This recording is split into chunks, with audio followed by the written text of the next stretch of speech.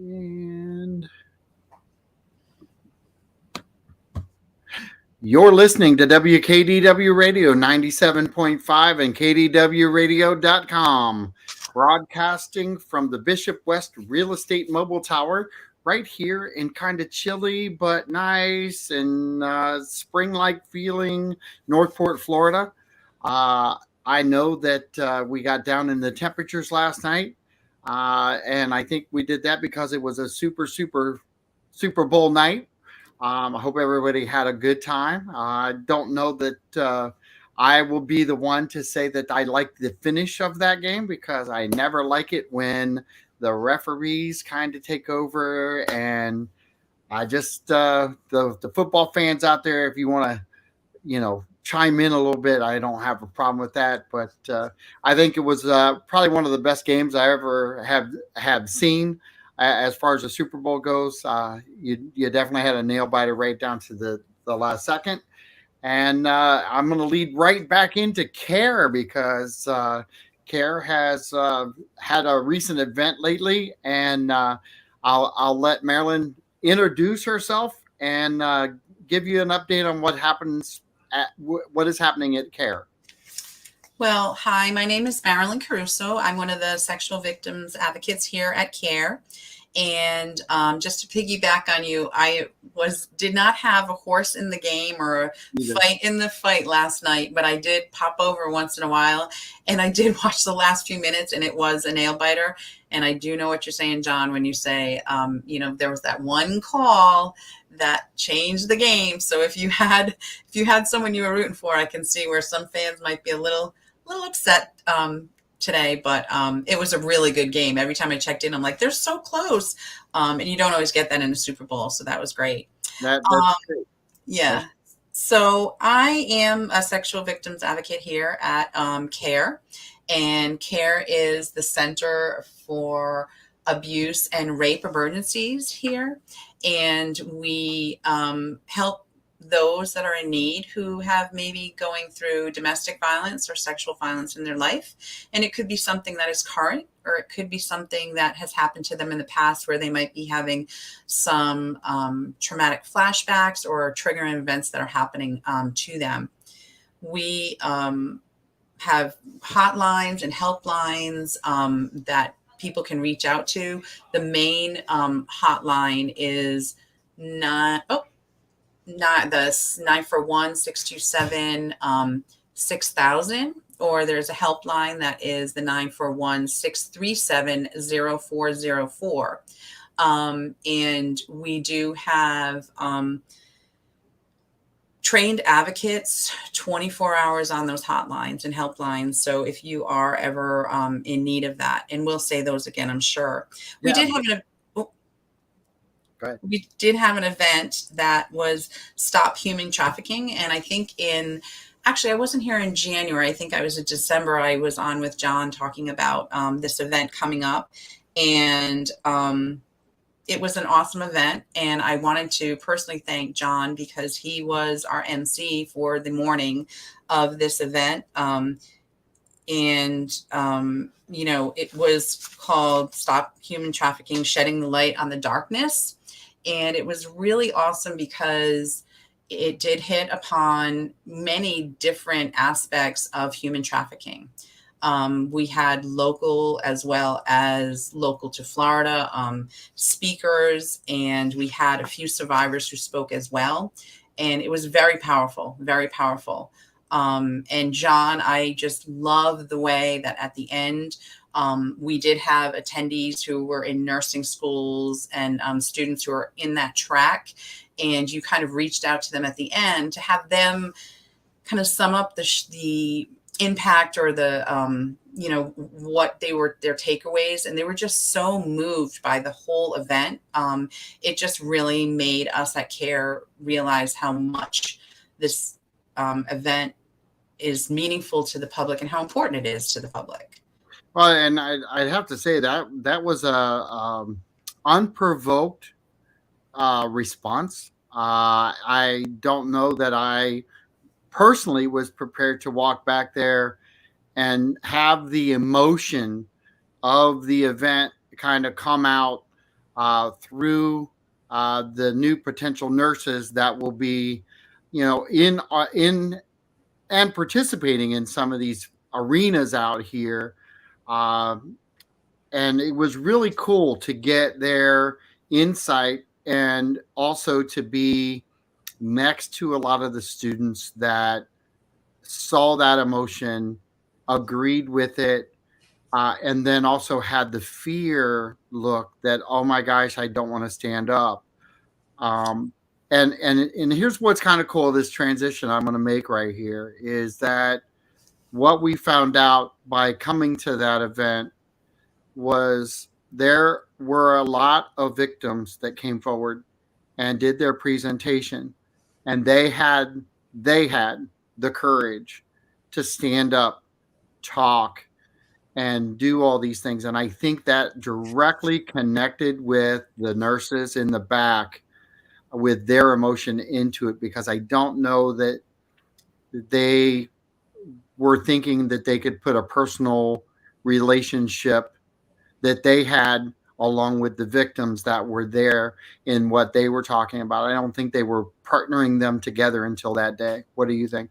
I would tend to agree with that. And it's ironic that the theme this year was shedding the light, and I truly believe that the victims who spoke really did, for those younger people who are in the audience, it was eye-opening. And I don't think that they realized the scope and realized what the impact they would have on someone's life like that. Because realistically, if there is somebody who has had sexual violence or is in that trafficking, human trafficking, one of the first things that probably does happen to them is they do go to a hospital or an emergency room to get checked out to make sure they're okay. And I think that's might have been part of what hit those younger people who are training to be in that field, that they would have such an impact on them. And I remember one young gentleman, the first one you went to, he was saying how, he wasn't going to stand up and let this happen. And he knew that just his one little impact could really make a difference. And I think that was really, really kind of one of the speakers from the Restoring Oaks, the executive director there, Thomas. He had us do a thing at the human trafficking where he had them shut off all the lights. And again, I was almost in tears, because I was like, this goes so perfect with shedding the light on the darkness. And he was saying how we, as an individual, we don't always realize the impact that we can have if we make a stand or if we support someone. And he had us individually turn on the lights on our cell phone. And we were at the Charlotte Harbor Center, and that's a large room. And as people started to turn on those cell phone lights, you could see how much light we were bringing into the room. And so when you think of yourself as just an individual and not being able to do something, but then when you start to put your light on or give your compassion to people, and people around you start to do that, then, and I'm getting shivers just talking about it, it can make such an impact. I mean, that was such a visual, for me. I was just like, oh my gosh, this is unbelievable, because it just really drove that point home. I'm glad you brought that up, because to me, that was, I think, and I don't want to take away from anything else, because if anyone has an opportunity next year to go, they should go. They should attend. They should be very proud that we have this at our disposal locally here, because the impact of that one scenario, uh, it changed the room, just not with one light at a time, but I think it made such a subtle impact of what happens in life if you stay positive, if you're driving your message through, even if you're capturing one voice, one light at a time. If it wasn't for CARE, uh, there would be a lot of people out there that are struggling to find help, to find an outlet, to have an advocate. to have someone on the phone. All of those things matter. And if you guys looked at it as if we need to get everybody all at once, would that change the impact of what you do every day? No, because I always feel like if I can, and we've discussed how I was a former teacher, if I can impact one person, and I always kind of look at it as if, especially in this position I'm in, as an advocate, I can't fix everything for them, for the survivors. But if I can look at it as I'm one rung on this ladder they're going up to help them, get into the light, to forgive themselves, because sometimes there's a lot of self shaming and blaming. And if I can provide those resources to get them to move along, then I've done my job. And if I can motivate other people around me to help them to help our survivors, then that goes towards the building the community and working together, to make it a more positive outcome for our survivors. Well, and I want to tell you that was my first MC attempt. I've emceed Ohio State games. I've emceed Super Bowl parties, but what I consider an MC of the magnitude of what you guys do is completely different, because I can always have a good time on the mic, and get people engaged and have fun there. But what was really cool about what we did that day is we actually changed the tempo that morning. Uh, we did things different, and that goes to say a lot about CARE as an organization, because you have to find different ways to get to people, different ways to engage, different ways to get them to open up sometimes. And so there's no one set pattern for success within CARE, but there's so many roads that people can take to find their success route. Can you kind of talk about how you take the look of, or the action of human trafficking person, human domestic, human violence, or I'm gonna mess it all up here, but I'm gonna slide it back over to you. But the all of those sexual assault, the rape and prevention, all of those things you have at your disposal for access out into our community. But it really takes a lot more support from a lot of other entities out there. Can you talk about your partnerships out there and what that means to not just you as the organization, but to the potential victims? Well, what you're kind of alluding to and didn't say is that it takes a community, and it does. And, with that community event, the human trafficking event, which we do sponsor with the Sheriff's Department every year, in that partnership, is free to the community. And, we have quite a bit of community support through community business partners who support us in various ways with donation and monetary wise, supporting us with events and such. And then again, getting the community to come out and support and be eager to learn about. I mean, human trafficking is not like, hey, we're going to a comedy show kind of subject. It's heavy. And, we had lots of people also that day, because I worked the check-in, who were like, oh my goodness, I didn't sign, I didn't register online. And, as I said, it was a free event. And, we welcomed anyone, because if you are brave enough to kind of talk about those heavier subjects and recognize that they are in our community, whether you like to admit it or not, that's huge. And so just having the community support in that way is great. But also, as I said, having those community partners, having those people who can help us in many different ways to support the victims, and those survivors that we have, is just huge. And we wouldn't be able to do it without all of that. I mean, we just also had in January the big C.A.R.E ball, which I know we discussed about briefly.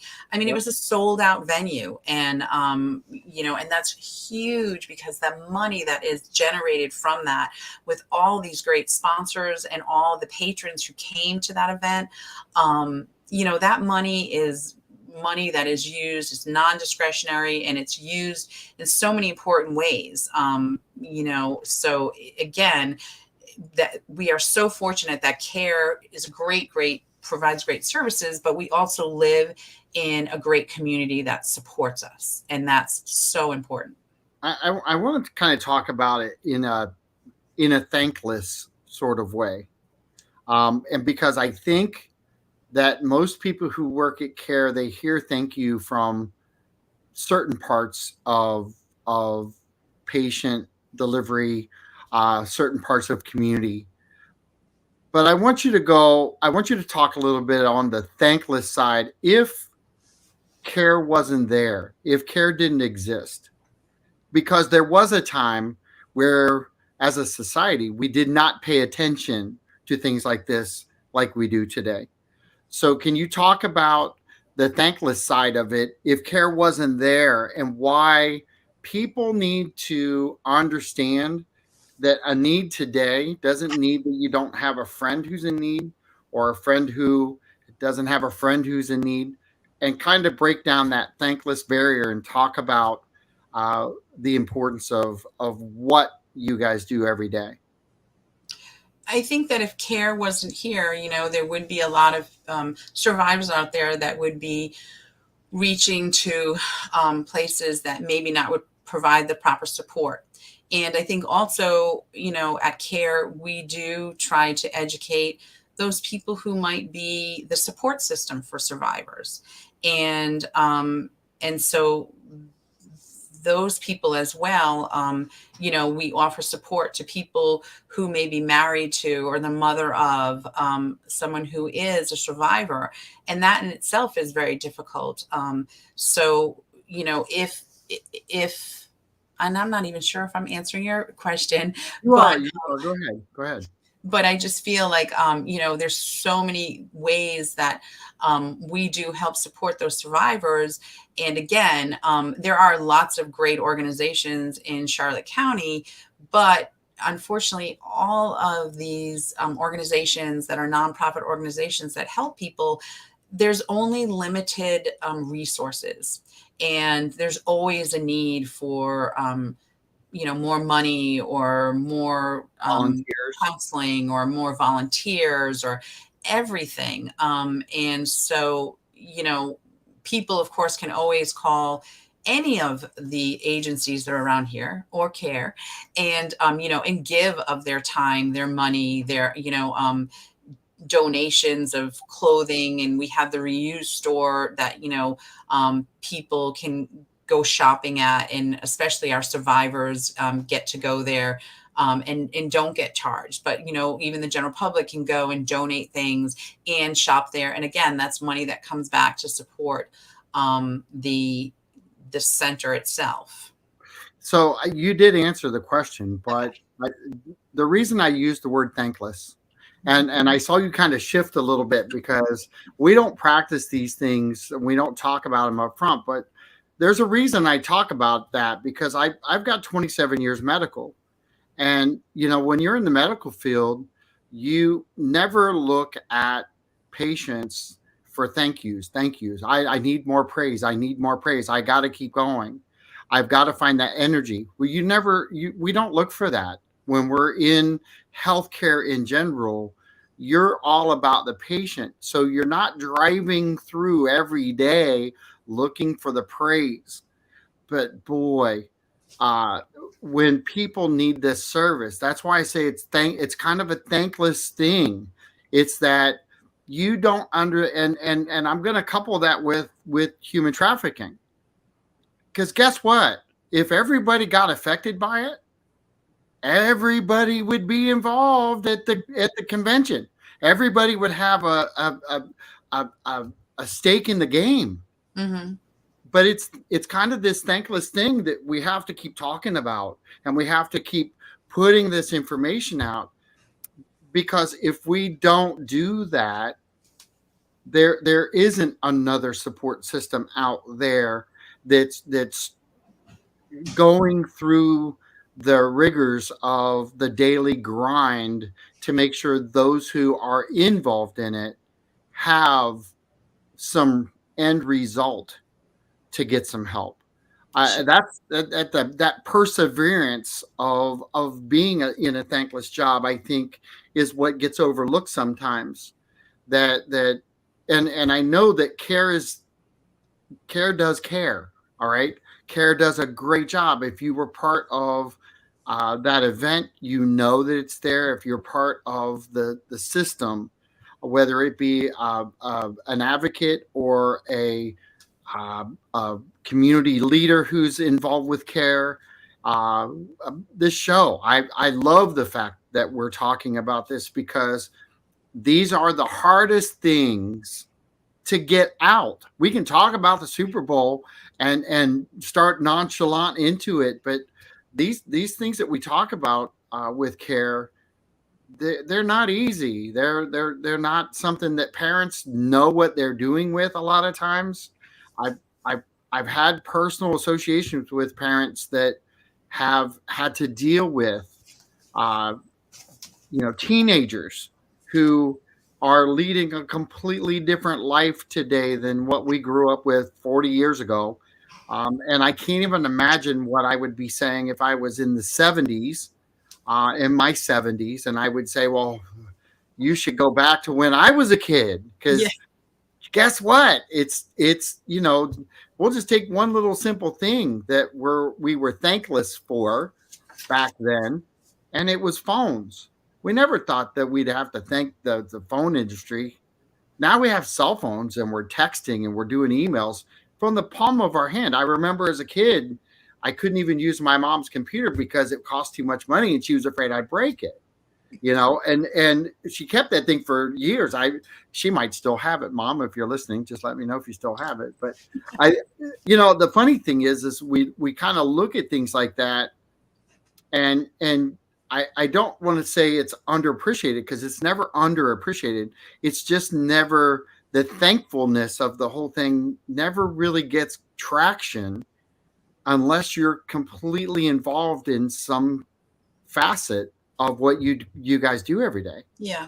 And I will say, I mean, you know, you may never know the positive effects that you've had on, especially in this position, or even, like you were saying, the medical profession, because you don't know what the effects that you have on that person's life. Correct. And like you were saying, like you're not looking for that attaboy or that thank you. You're doing what you can to help that survivor or that patient. And again, how I said about just being that one little rung on that ladder, and hope that they make it to where they want to be and they need to be in their lives. So funny you brought up about like the technology and this and that, and a parent today, because February is National Teen Dating Violence and Sexual Violence Awareness Month. Yep. And it is mainly focused on the dating violence, but for teenagers it can be physical violence, which is when a person tries to hurt you, or it could be kicking or hitting or things of that nature. It could be sexual violence within the teen dating world, which would basically, if your partner was attempting to do some sexual act on you without your consent, and you always have the right to say no, I'm done, whatever, whenever, in that. And then there's, the stalking, where there's this kind of repetitive and wanted attention. Sometimes it could be through even stalking online, and it could be, it does affect, in the teenage world, it does affect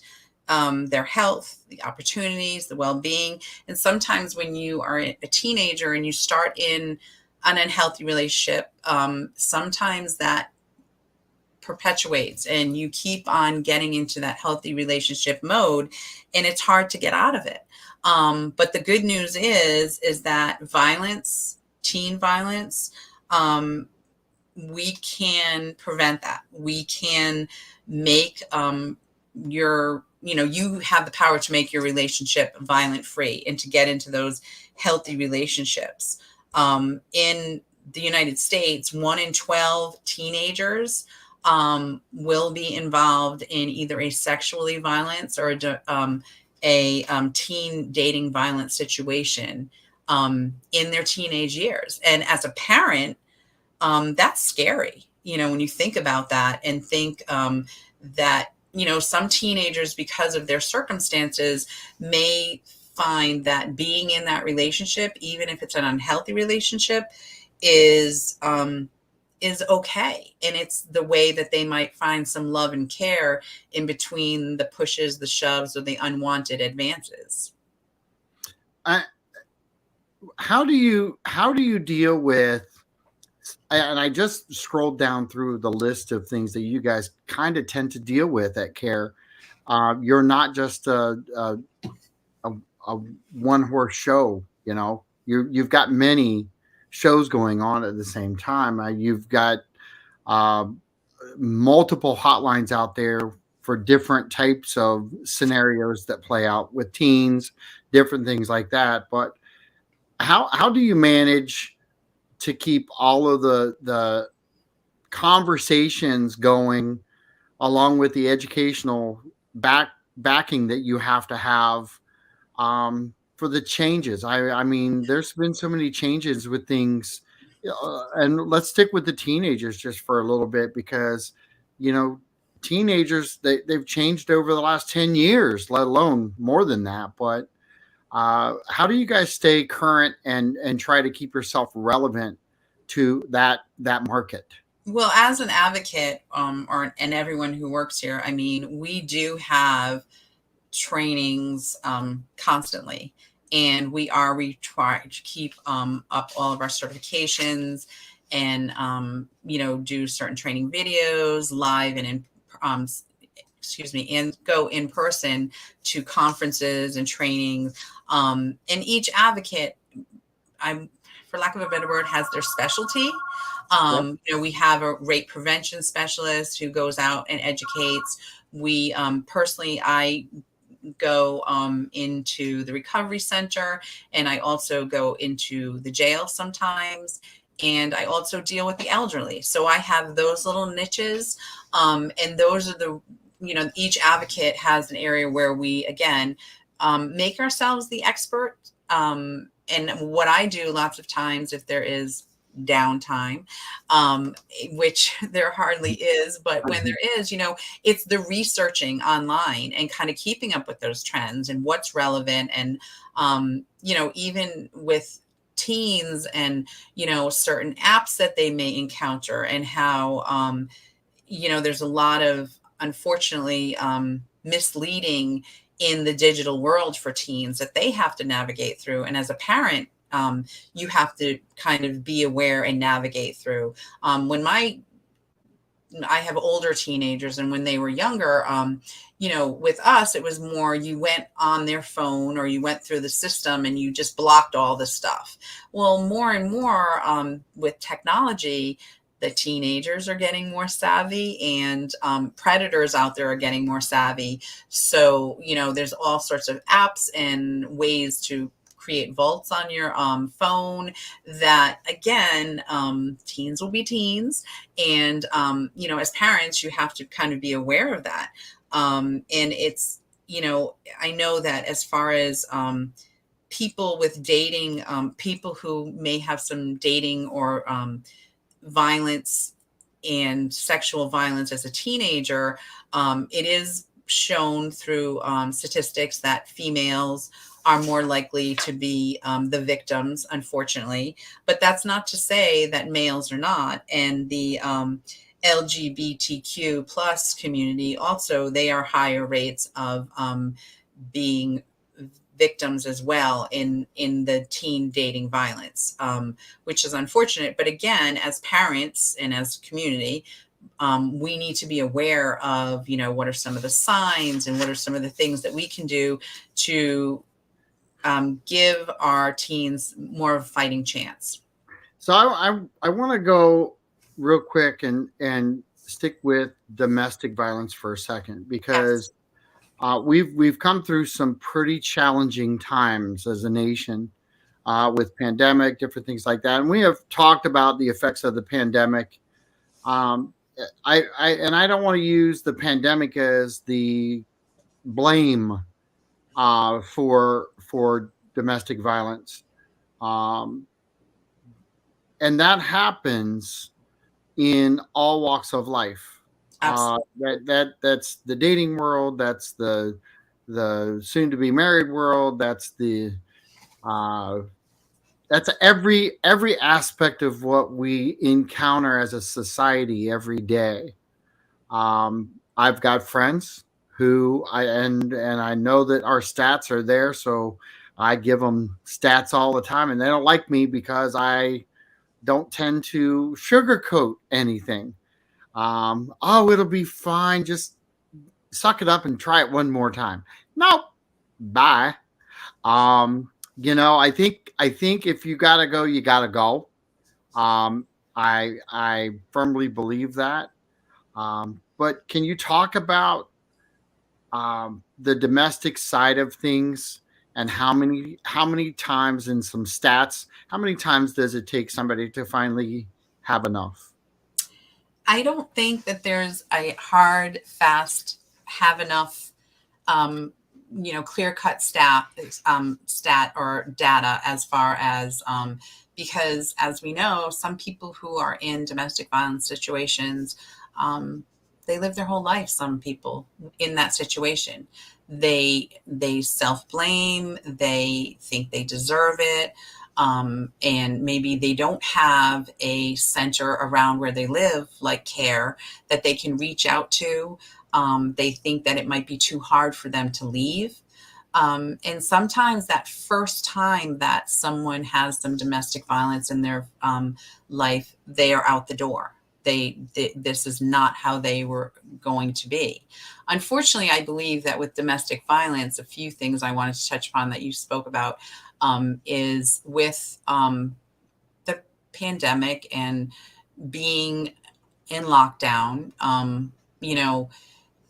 Few things is that, number one, to go back to the teens and people in family, if there was domestic violence in their family, going to school and having those activities got them away from that. And so them being in that kind of lockdown mode, they were more exposed to it and maybe became more accepting of it, which is unfortunate.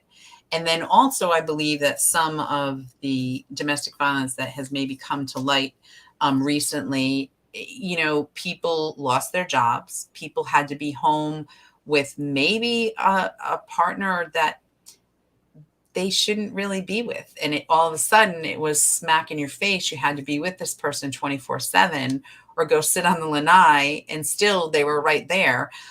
So I think that was another issue as far as bringing forth some of the domestic violence.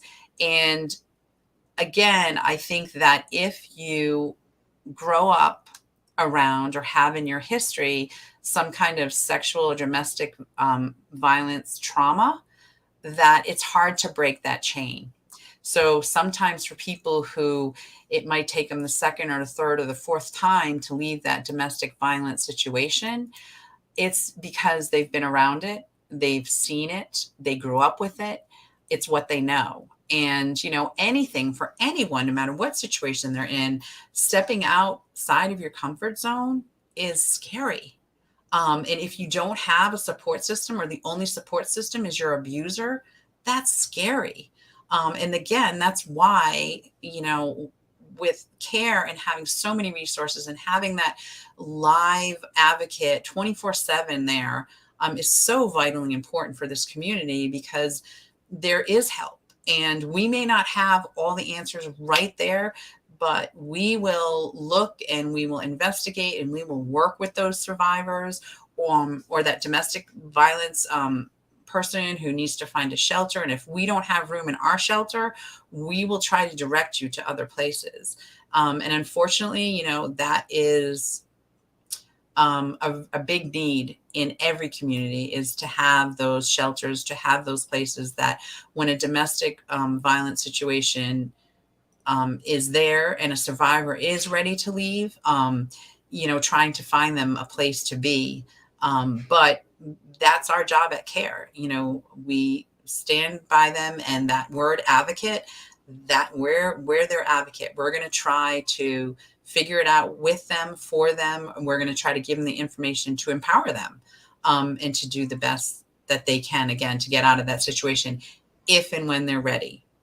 Because I have certainly had clients who have left, and then just a few weeks later, a few months later, we find out that they are back with that abuser. And, you know, psychologically, they might not just be ready, because that is a huge, huge step for someone to leave a situation like that. Sure. I want to stick with the teens here for a second, though, because you know that's the group that I think we want to hope that we can get to the quickest, because they're going to live longer than most of us, that are out here in the real world, working every day, doing our thing. But the teens are completely up against a lot of self-inflicted expectations. And I want to talk about this a little bit from a different point of view than we normally do. I want to talk about the instant gratification of teenagers today. Some younger adults can be into the 20s, but everything has to be instant gratification. I need to be the best. There's pressures coming from a lot of different areas, and I think it gets in their head a lot of times. I've got to. I need more money. I need more of this. I need more of that. There's a lot. Go ahead. Go ahead. I think that yes, it's instant gratification, and it's a lot of competition, and you know, the need more this, need more that. I need to work so I can get the best sneaker, so I can be like my friend. You know, um, I'm sorry, I lost my train of thought. But I think that, like, also that, and I'm going to go back to the pandemic, is because also, like, when teenagers were probably in that lockdown mode, they weren't seeing their friends, they weren't being around their peers, and you know, a lot of them were started to experience depression and anxiety, and now they're back in the school, they're back doing things, and now added on that is I know a lot of students who, you know, are beating themselves up because maybe they fell a little behind, and now with grades and this and that, they are imposing on themselves that pressure to do better, to do things, to get that gratification. And I know that also, you know, it's kind of like the caged animals have been let out, adults and teenagers, because of, after, you know, having so many restrictions, you know, that teenagers might go more towards that instant gratification of, you know, doing the vaping, or, you know, playing around with drugs and alcohol where they might not have before, because, you know, that depression or that anxiety might have been building up from that. And, you know, and again, What about the susceptibility of choices, because they were put under such restraint, such separation, and now to be accepted, or they think they have to be accepted at a different level, which they already had. I hate to say this, but that was already a trend back decades. Okay. am I with the right group? Am I being seen the right way? Well, it's different today. It's different today because I there's a mean spiritedness out there when you're not part of that group, and that's the abuse side of the the word friendship that you're seeking. Yeah. Um, can we talk about how what people should do, what teenagers should be advised on a straightforward, right to the forehead type of thing? What would you tell a teenager today to get them to step back and analyze themselves as uh, the good quality person they should be? Well, first and foremost, I think I would say for them to breathe. And I know that sounds ridiculous, but lots of times, to try to get through that anxiety or that self-imposed pressure, just take a step back and breathe. And realistically, the teenage years, it turns out to be a blip in your lifetime. And, what you really need to focus on is maintaining and seeking out those healthy relationships. And as a teenager, it's just hard sometimes if someone is not treating you right or bullying you online or, pushes and shoves you and they say they love you in the next breath, or, oh yeah, we can just have sex this one time. It's hard to walk away from some of those good feelings that you get from those relationships, but really to seek out those healthy relationships, and to try to manage your feelings. I mean, I think that's huge because I think a lot of the bullying or the hitting, the lying, even disrespecting each other, whether it's online or in person, starts with being in control of your feelings. And then I think also to learn how to communicate in a healthy way. And even if you don't have that healthy communication in your home, seek out people who you respect the way they interact with other people. You respect their relationship. And it might not be, your mom and pop or your mother and your mother. It may be an aunt and uncle that you're like, wow, they really know how to do this right. They know how to have that healthy relationship. They know how to disagree in a respectful way, because a healthy relationship doesn't necessarily mean that everything is perfect. I don't want to lead teenage on to that at all, because there are always challenges in every one of our relationships, whether it is a partner relationship or just a working relationship. But to seek those people out who have those solid relationships and learn how to fight fair and learn how to say no, and to just get yourself in a more protective environment, maybe, and learn how to use your words to make those positive connections and not beat other people down. There is something to be said about you are who you hang around. If you are in a situation, I've done a lot of seminars and a lot of training that way, and I often told my boys, they'd make fun of me because I listened to motivational speaking and John Maxwell, great speaker, great engager of all walks of life, doesn't speak down to a situation, speaks at it and goes at the situation. Um, you are who you hang around, and you have the ability to change it. And I think that the one aspect that we miss on the teenage level is to push that narrative. There's so many narratives being pushed at them that are not where you'd want to go. I've got a living example. One of the teachers at the high school was dealing with a student and tried to get him to understand that starting and quitting all the time was not what you want to do for life. That's not how you want to engage. And on top of that, if you are going to quit something, have open dialogue about why. Don't run and hide. That's it's really this lack of and I don't want to use the word respect, because I think there's a fear in a lot of people today, a lot of youth today, to have to deal with those types of things.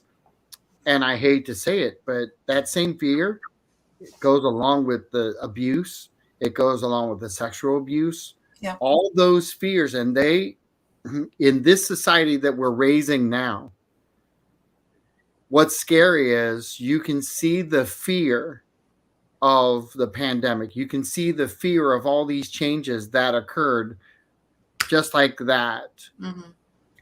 And now they're amping that fear level to another level. And none of them are engaging in conversations about it. And just like you deal with every day, the hardest thing you can get someone who's gone through a rape or a domestic abuse, uh, a dating world situation, is to actually talk, Yes. because of the fear. And I think we have to learn to address that at a much more rapid clip than just saying, "Oh, don't worry about it. You can deal with that later." No, that's kind of not how we have to look at it. And I think that also, like in our schools, and I'm going to say this because, as again, I was a former teacher. So I think that some of the basics that need to be gotten back to is that communication, and that healthy communication. And that doesn't mean that you have to agree or you have to accept what another person is saying, whether it's a partner or not, but you have to be respectful and you have to actively listen.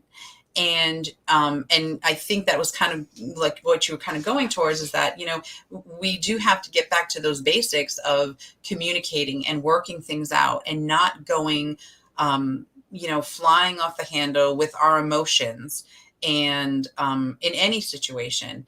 And I think that we do need to give our teenagers, some of our adults too, those skills, and really start teaching those in the middle school and high school more often, so that they do know how to deal with their peers, and they do have the strength and the self-respect to say no to people, to say, this is not a good relationship, because peers have so much negative and positive influences, especially in the teenage world, with each other. And I think that there's nothing better than to empower anybody, teenagers included. And when they have that voice and know they can say no, know there might be a healthier, better way through their life, in their relationships, then that's empowering. And it kind of goes back to, at CARE, I mean, that is really what we are here to do. Is, those survivors reach out to us, and it's scary for them, there's no doubt, but empowering them and giving them their voice and saying there is a way out, there is hope, that's huge. And when they start to believe that, and again have that self-respect, which teenagers are struggling with as well, that's huge, because then that does empower them and gives them the power to create their own path, and maybe step into a zone. And we talked about this earlier, outside the box. Stepping outside that box, whether you're a teenager or an adult, is not an easy thing to do, and it's scary. It's scary. But many times it's worth it. See, I know my mom's out there listening. And by the way, Hi, Mom. the computer that she had long ago is gone. She did text that out, but the thing is I can go back, and I know that she knows this story, but I've got Phil Kegg, who was my track coach in 7th, 8th, and 9th grade. And when I went into college, I wrote papers on him. And it was not that Mr. Bauer, Mr. Rader, and all the rest of Mrs. Woods, all my teachers, I had a great rapport with all of them. Mr. Rader was impactful. There's just things that happen along your childhood that you have to kind of look back at. And I wonder sometimes that, are we do we have those teachers today on the mass numbers that these kids will write a paper about you and it would be a positive aspect? And I'm not picking on teachers. I'm just saying, I know teachers. I know a lot of teachers here, and I know that they make that impact. But I wonder in today's world, because we've changed so much, and there's so much distraction for a kid to take the easiest path. Yep. How can I take the easy? How can I get to the top and I don't have to work for it? Yep. And when you do that, you take away some of that character building that is required to maybe treat everybody good. Well, Go ahead. I am going to stick up for the teachers just a little bit, not getting defensive, but I can say that those teachers are still out there that do make I believe that. and really make those relationships. And I remember just a few years ago, I had a student who was going to Ringling, little plug for Ringling there, School of College of Art and Design, and he wrote a paper about me and the positive impact. And I know that there are many teachers out there. And I know that as a former teacher, it is hard to make those relationships. And it is easier to kind of cut yourself and go, I'm not here to be their friends. I'm not here to be their mother. I'm here to teach them this curriculum, which is mandated by the state and the, in the nation. So I've got to get to all these things. But they are out there. And again, it goes towards creating those relationships, those positive relationships. And as teachers and as people, just adults in society, I mean, if we model those positive interactions between people, that, I like to think that there is hope still out there, and that, we have been through a rough patch in this country. And, but I think that, we can do it. And I think that, again, if we get back to basics and communicating and how can we constructively, agree to disagree, because of course you're not going to be like every person who's around you, but you know what, we're all on this earth and we do need to learn to work through our differences and come up with those positive solutions. So I did put what my mom said up there because Carol, she still does her a couple of days a week at elementary schools. Now she's not a teacher, but she's been in the school system now for at least 15 years because she's in her 40s. Yeah. Because if I don't say that, my mom will get mad at me. But I love it. So I'll keep it simple there. But there are great teachers out there, and I'm not implying that there's not, but the stressors that go along with the kids also go along with the teachers today. Yep. And it's impacting. I don't know that we're looking and analyzing everything at its fullest negative potential.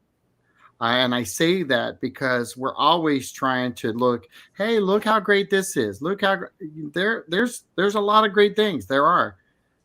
I don't know that we spend a lot of time talking about the negative effects of some things that happen and how kids have to deal with it, how the teachers have to deal with it, how the bus drivers have to deal with it. And we're talking a collective connection with kids. And go ahead, but I've got, just so you know, I've got maybe 30 seconds. Okay, but I just wanted to say that, again, it's going back to like with CARE, is that if we know that we can be out there and support each other, I am hopeful that if we do examine some of the negative things that happen around us, that we can move forward and create a better place. And Absolutely. Again, if you do have any crisis that's happening in your life, as far as SV or DV, remember that we have our hotline, which is 941-627-6000. And we have the helpline, which is 941 637-0404. And we're here to communicate with you and make your life as a survivor better. Absolutely. This is John Rawlings with MARILYN C.A.R.E saying thanks and have a great day. And we'll see you next month. And thank you so much for being part of the show, MARILYN. Thank you for having me. Appreciate it. Bye-bye.